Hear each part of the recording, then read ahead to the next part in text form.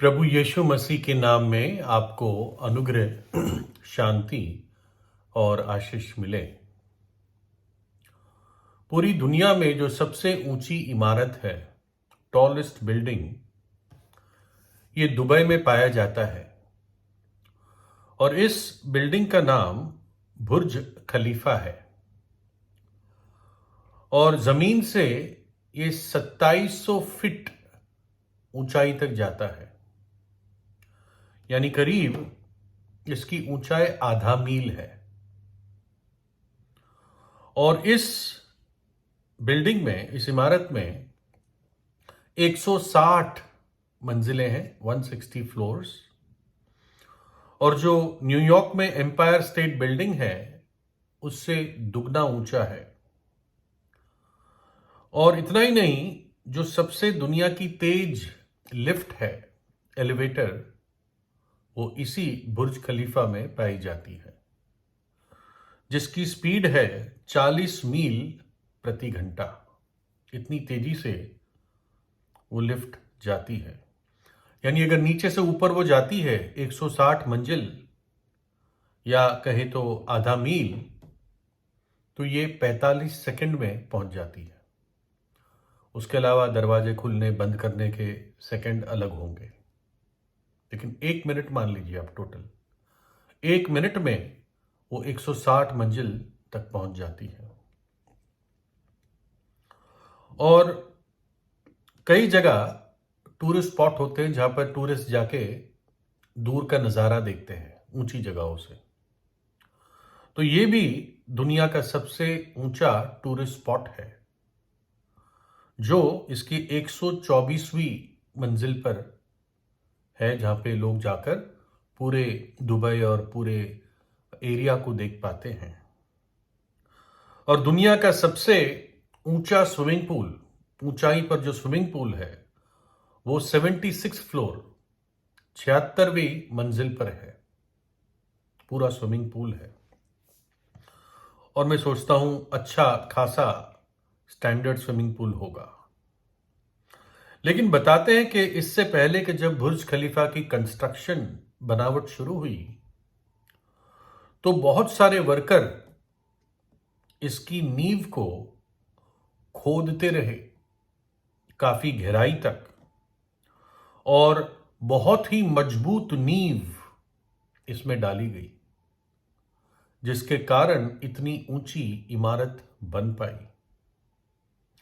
और बताते हैं जो टोटल कंक्रीट, यानी सीमेंट, रेत, स्टील, जो भी इसकी नींव में गया, वो करीब 1,10,000 टन के वजन का है।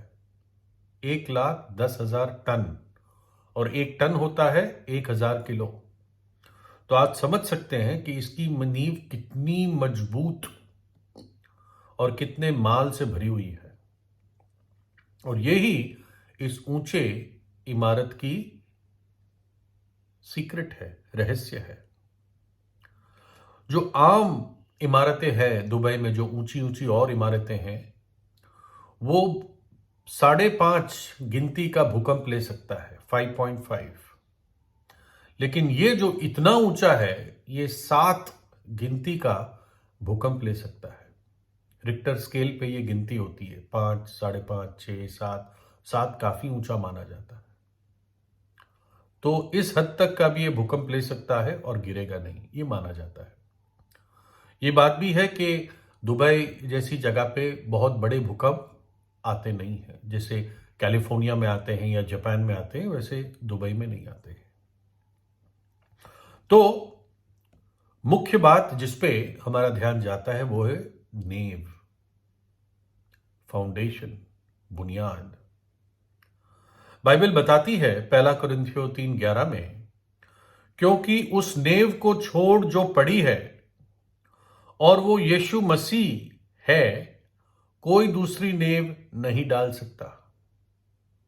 बाइबल बताती है कि जो सबसे पक्की और अकेली नेव जो मनुष्य जाति के लिए डाली गई है, वो यीशु मसीह है। क्या अर्थ है इसका? यीशु मसीह कैसे नींव बन सकता है?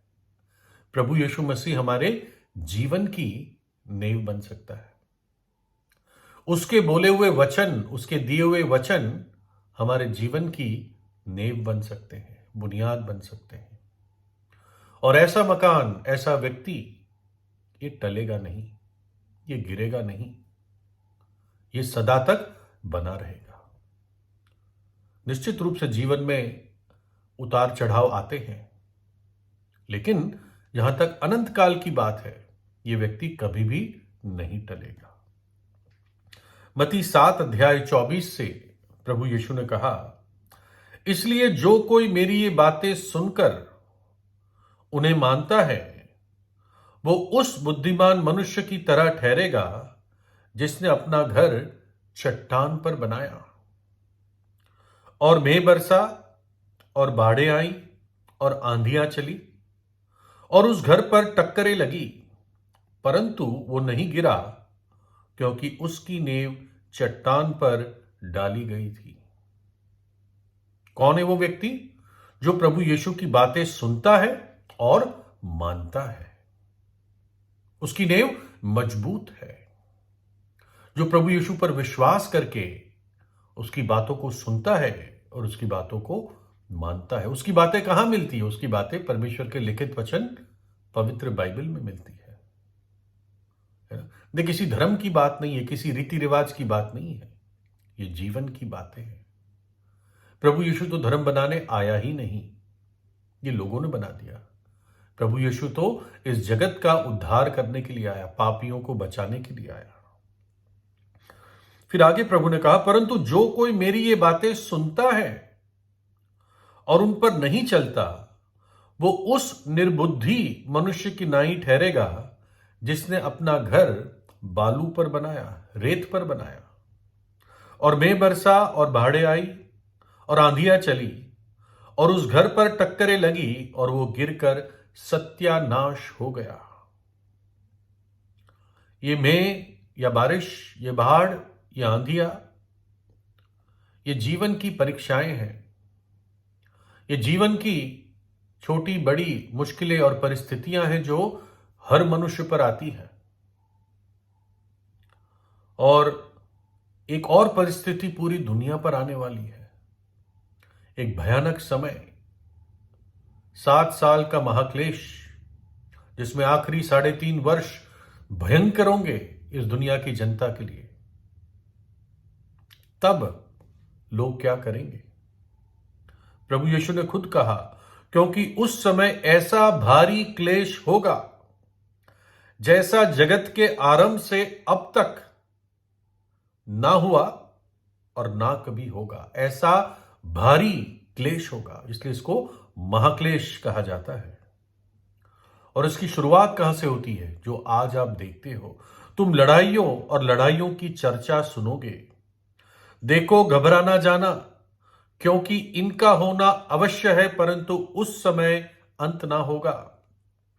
क्योंकि जाति पर जाति और राज्य पर राज्य चढ़ाई करेगा और जगह जगह अकाल पड़ेंगे और भूडोल होंगे, भूकंप होंगे। ये सब बातें पीड़ाओं का आरंभ होगी। ये बातें बता देगी कि वो समय अब करीब है, वो महाक्लेश का समय करीब है। प्रभु ने अपने लोगों को कहा, तूने मेरे धीरज के वचन को थामा है, इसलिए मैं भी तुझे उस परीक्षा से उस समय बचा रखूंगा जो पृथ्वी के रहने वालों के परखने के लिए सारे संसार पर आने वाला है। ऐसी परीक्षा जो संसार के लोगों पर आने वाली है, भयंकर समय जो आने वाला है, प्रभु अपने लोगों को कहता है, मैं तुझे बचाए रखूंगा, क्योंकि तूने मेरे धीरज के वचन को थामा है, उस पर विश्वास किया है। तो क्या इसका निचोड़ है कि प्रभु यीशु मसीह और उसके वचन वो मजबूत नींव है जो एक व्यक्ति को बचाए रखेगी। कैसे? ये प्रभु स्वयं जानता है ना? वो अपने लोगों को सुरक्षित रखेगा।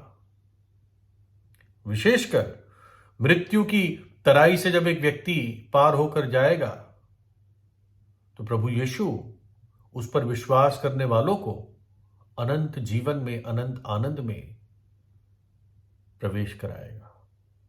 और जो पाप में मरेंगे वो नरक का दंड भोगेंगे, कोई भी क्यों ना हो, कोई भी क्यों ना हो।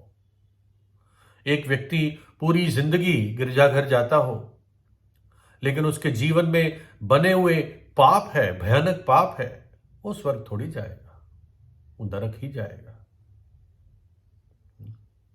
प्रभु यीशु मसीह ने कलवरी के क्रूस पर मेरे और आपके लिए अपना बलिदान दिया, हमारे पापों को और पाप की सजा को अपने शरीर में क्रूस पर उठा लिया, अपना पवित्र लहू बहा दिया, हमें छुड़ाने के लिए, पाप के बंधन से छुड़ाने के लिए। जो पापी पश्चाताप करके विश्वास करता है, यीशु का लहू उस पापी को पवित्र कर देता है, उसको नया जीवन देता है, उसको बदल देता है।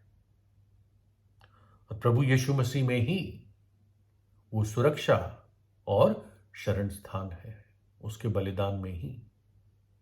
इसलिए वो हर पापी को कहता है जो हर जगह है कि मन फिराओ, पश्चाताप करो और मुझ पर विश्वास करो, है ना। इसलिए हर पापी भाग कर, दौड़ कर, उस आने वाले प्रकोप से बचकर प्रभु यीशु के शरण में अपना स्थान ले ले। प्रभु यीशु से प्रार्थना कीजिए, प्रभु यीशु आपको आशीष दे।